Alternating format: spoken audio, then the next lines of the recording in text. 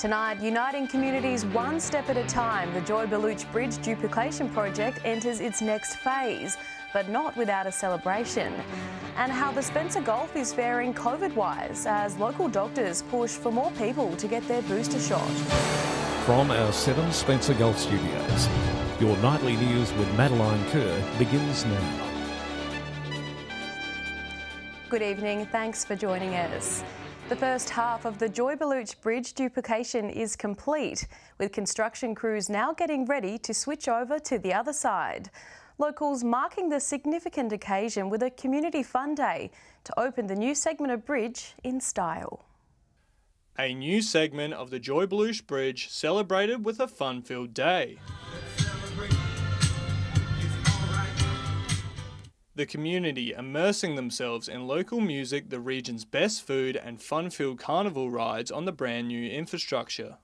But for many, the most exciting part of the day was simply walking across the bridge. The formalities kicked off at 9 a.m. with a traditional smoking ceremony before the newly appointed Regional Roads Minister cut the red ribbon. Great milestone event, $200 million project, federally and state funded 80-20. Exciting day for us, exciting day for the community. It's great that we'll be able to open the bridge, let people walk across it. But people weren't just walking, they were dancing across the bridge with excitement. Local troupe Anderson Dancers leading the procession of people with a bit of glitz and glamour. We've been in Port Augusta for 53 years and have children from ages 3 right through to adults, and we were really privileged and honoured to be asked to open the bridge today by walking. A parade of classic cars, the first vehicles to lay some rubber as they cross the bridge. It's actually really cool. I've enjoyed it great. We walked across the bridge together. Amazing and all that, to get out and dance. Experts say the segment of bridge will be a critical piece of infrastructure for Australia's freight and tourism networks. But to locals, it acts as the heart of their city, connecting residents from the electorate of Giles to those living in Stewart. A very worthwhile project, not just for Port Augusta, but for the state and for the nation. I want to pay tribute to the people of Port Augusta and the community here for their resilience, their patience, to be able to wait for this bridge to be open today. And the number of people here today is absolutely fantastic. Construction work will now switch over to the old bridge, bringing it up to the same standard. With 2 lanes on either side, the community will benefit from reduced bottlenecking in high traffic times such as public holidays. Ambulances will be able to transport patients from the west side to the hospital quicker, and in the event of a car crash on one side, traffic can be diverted to the other. The people will see the amount of work that's been put in, the new wide walkway making it safer for pedestrians, and soon we will have traffic on it, opening up the far north. Edward McCarroll, 7 Spencer Gulf News. A Ceduna man has been issued with a court date after SAPOL allegedly pulled him over for drink driving. The incident happened around 9 p.m. last Wednesday. Officers pulled the 44-year-old driver over along Coleman Street to conduct a mobile driver screening test. Police will allege the man returned a positive blood alcohol reading of 0.113. As a result, he's lost his licence for 6 months, his car's been impounded, and he's been issued with a court notice to appear in Ceduna Magistrates Court at a later date. The number of new daily COVID cases across the state has steadily decreased in the past month, down more than 30%. But as expected, there are still plenty of active cases, including here in the Spencer Gulf. It's leading health professionals to push once again for locals to head into winter fully vaccinated.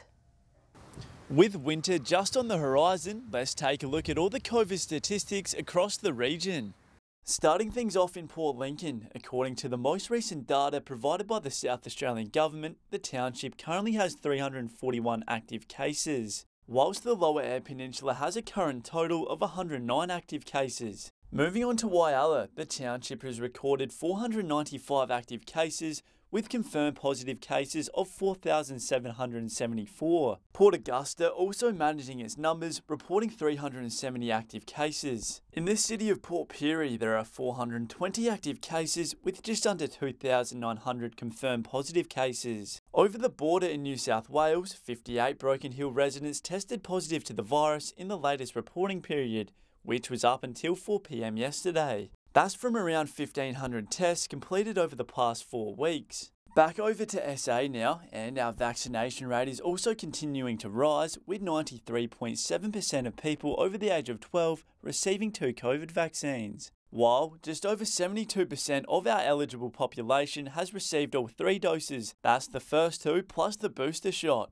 Looking more broadly across the state, and this time last month, South Australia recorded 5,398 new daily cases. Fast forward to today, that number is down to under 3,400 new daily cases. That's a decrease of more than 37%. Meantime, the age bracket between 20 to 29 is seeing the highest number of confirmed cases. And people across the state are still getting tested, the SA government recording around 8,500 tests yesterday. Sadly, there has been a total of 403 COVID-related deaths since the beginning of the pandemic. The daily number of cases may be on the decline, but health professionals are still encouraging people to book in and receive their booster jab. Still to come tonight, with less than a week until Spencer Gulf residents head to the polls, we chat with a political commentator about the federal seat of Grey. And from holding a fire hose to testing the jaws of life, local kids have a ball at the Broken Hill Fire Station Open Day.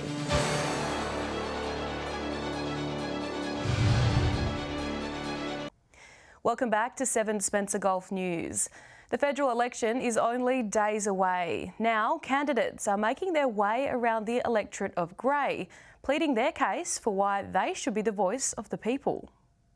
The race for the second biggest electorate in the country is on. After successfully making the seat of Flinders a marginal seat, independent candidate Liz Harberman is now taking on her biggest challenge in Grey. So this shows with my results that I got for Flinders that people are ready for change. So I didn't make the decision lightly. Despite the seat of Grey remaining a Liberal stronghold for over a decade, political commentator Hayden Manning isn't ruling out the independent. And it is interesting this time because we have a genuine independent taking on the sitting member Rowan Ramsey. And I think Rowan Ramsey would be slightly concerned because Liz Haberman did so well in the state election. Former Liberal MP and member for Grey, Barry Wakeland, has also come out in the support of the independent. It's kind of comforting to know that someone with Barry's standing, he's the MP, he was the Liberal MP for this electorate, and for him to also be disillusioned with, what was once his party that he represented, it speaks very, very loudly. But Manning says it will be no easy task getting over the line this weekend. Liz Haberman needs a vote in the high 20s. That's the first preference vote in the high 20s to really get Rowan Ramsey a little worried. The design to build a multi-million-dollar nuclear waste facility in Kimber, a top concern for the independent. But yeah, I'm against it, and we've got to protect our farming land, and hopefully the community can heal. A possible swing vote may also impact the polls come election day. There'll be a swing against Rowan Ramsey, indeed just a swing against the Liberal Party in this state, if we're to believe the polls, and nationally, if we're to believe the polls. So the seat will certainly go to the count of preferences. The election for the federal seat of Grey will be held this Saturday on May 21st. Henry Millick, 7 Spencer Gulf News. Broken Hill Fire Station welcomed people back through the doors on Saturday, joining dozens of other fire stations throughout New South Wales by hosting an open day. The annual event has been on pause for the past few years, with local kids finally able to spend a day in the life of a fiery. There was plenty to see and do at Fire Station 238 on Saturday. The fireys happy to see the community once again. The local kids even happier. Yeah, well, obviously with COVID not being able to run the open day, it's actually really good to see kids come back around the fire station and even parents to come along and sort of learn, fire safety tips. While stations located in city areas of New South Wales have been able to run virtual open days during the pandemic, it unfortunately wasn't something regional stations were able to do. It's not that easy to do regionally, but normally they do one at the City of Sydney Fire Station in the centre of Sydney, and they run it out of there and it just gets streamed live, and we share on our social media platforms in Broken Hill. For some of the new recruits in Broken Hill, it was the first time experiencing an open day. Some even going in on their day off for it. So some of those are from the South Station on the other side of town and from the local station, so they have been around open days before, but some of them probably haven't because of COVID. So it's exciting. Some are in there on their days off cooking the barbecue and helping out where they can. There was no doubt the kitchen fire demonstration caught everyone's attention, and kids were happy to crush some cans with the jaws of life. But Station Officer Craig believes there was another highlight of the day. One of our new firefighters here made like a little mini house that has like little flames in the windows, so the kids have enjoyed squirting that with the hose and knocking the flames out, and I think just dressing up in firefighter clothing as well. Joshua Mercer, 7, Spencer Gulf News. Stay with us after the break. Why Broken Hill's Mother's Day Classic went ahead 1 week later than organisers had originally anticipated. And 35 years on, Midnight Oil to return to the Mundi Mundi Plains.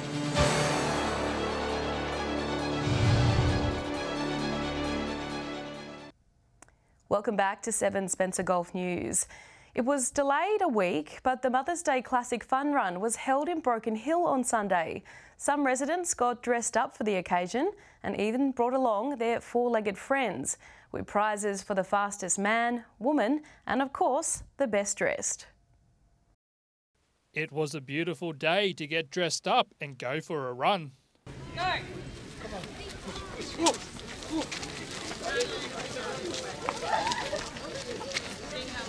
Despite being held 1 week later than originally planned due to a lack of volunteers, organisers were happy with the turnout at Queen Elizabeth Park for the Mother's Day Classic. It hasn't been run for the last 3 or 4 years because of COVID, and certainly hasn't been run in Broken Hill for a long time, so we're delighted with how many people we've had today. The ladies from Thrive Medical Centre in Broken Hill were keen to bring it back and support those whose lives have been affected by breast cancer.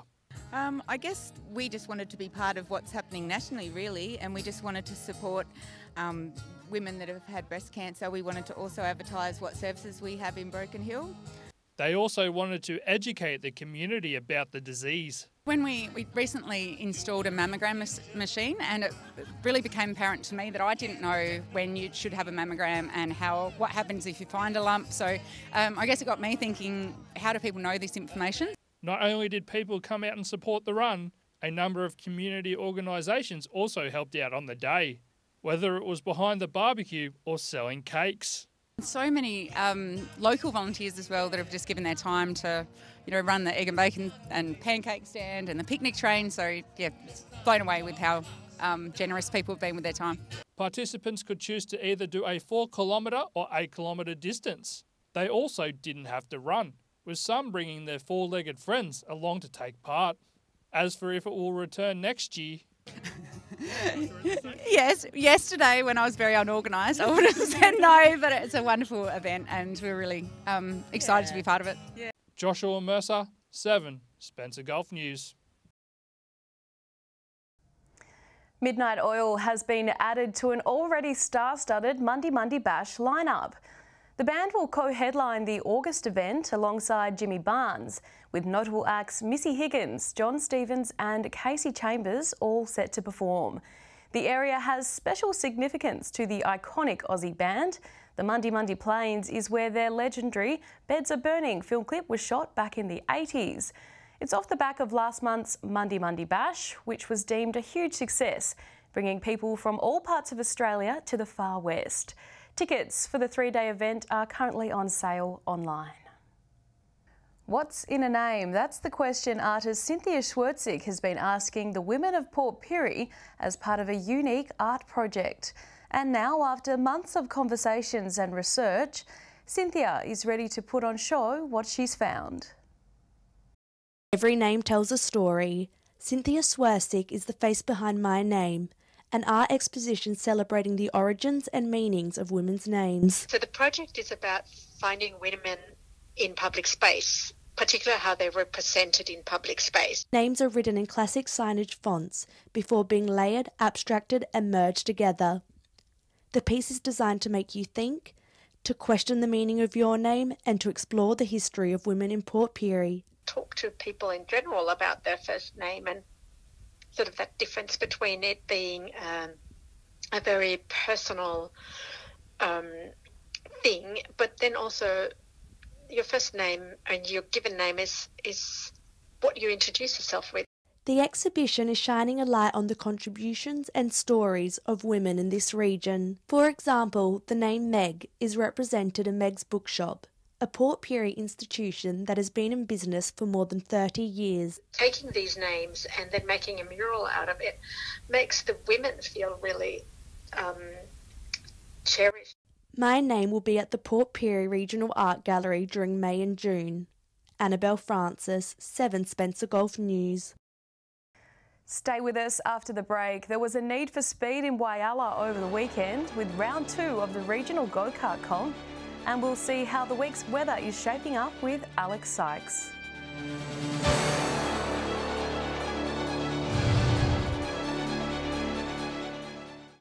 Welcome back to 7 Spencer Gulf News. The Whyalla go-kart track was a hive of activity this weekend, with drivers and carts by the trailer load coming into town. Burning around the track at great speeds, the racers were there to win. The smell of petrol was in the air this weekend.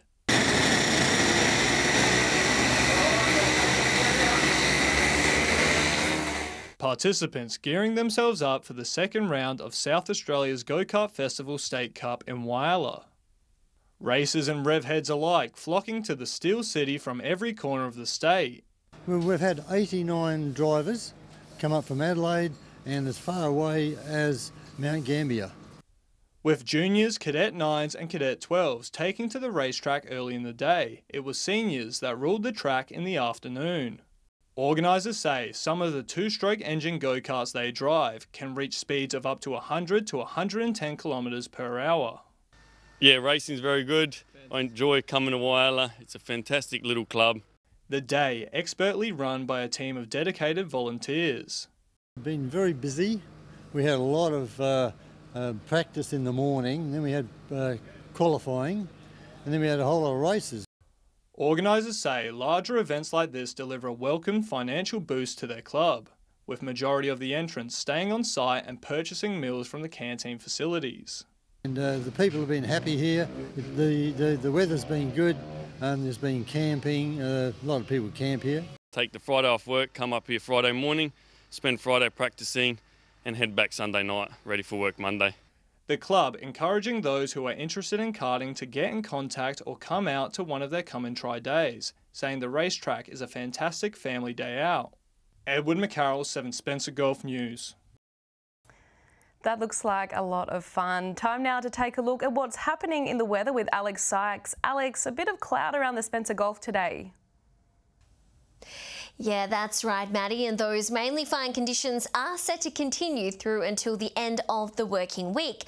I'll have more detail on that in just a moment. Let's first take a closer look at today's conditions.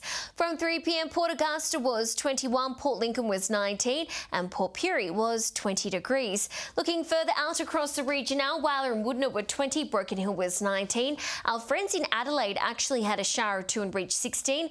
Kadina and Cleve both were 18. It was also wet in Clare and 16 there, and Cooper Pedy reached 22. Taking a look at the satellite image now, cloud over southern South Australia behind a cold front is generating a few isolated showers. Skies are clearer further north under high pressure.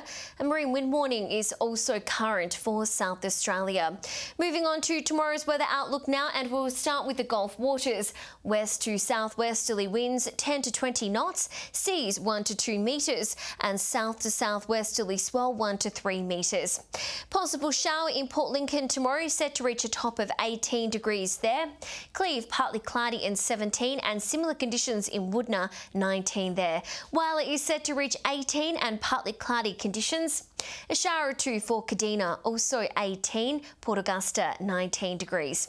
Port Pirie partly cloudy and 19, possible shower for Clare 15 degrees there, and partly cloudy for Broken Hill 16 degrees. Taking a look further through the week now, mainly fine conditions across the region again on Wednesday.